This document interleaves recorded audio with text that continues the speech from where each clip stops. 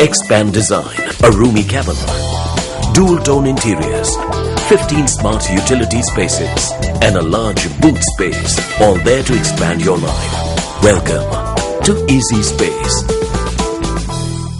The United States has expressed deep concern over the circumstances surrounding the cancellation of a journalism training session in Colombo over the weekend.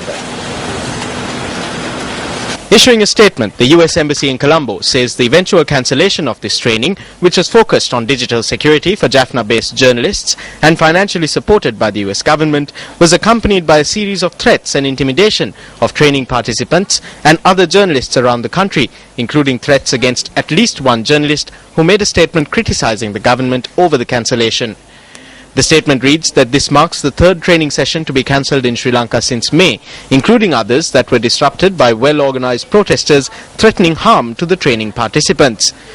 Furthermore, the embassy adds that even when present, the police have not provided security for threatened journalists or taken action against the groups making the threats. Separately, the US Embassy also expressed grave concern about threats and intimidation by security forces against journalists covering the July 25th Jaffna court proceedings related to an 11-year-old victim of sexual abuse, allegedly at the hands of Sri Lankan Navy personnel from the Karinagar Naval Base. The statement reads that these events continue a troubling pattern of impunity for those who interfere with both freedom of speech and freedom of assembly in Sri Lanka. The US Embassy notes that the US government has raised its concerns with the government of Sri Lanka and the Sri Lankan Embassy in Washington and strongly urged the government to take immediate steps to ensure the protection of fundamental rights for journalists and for all Sri Lankans.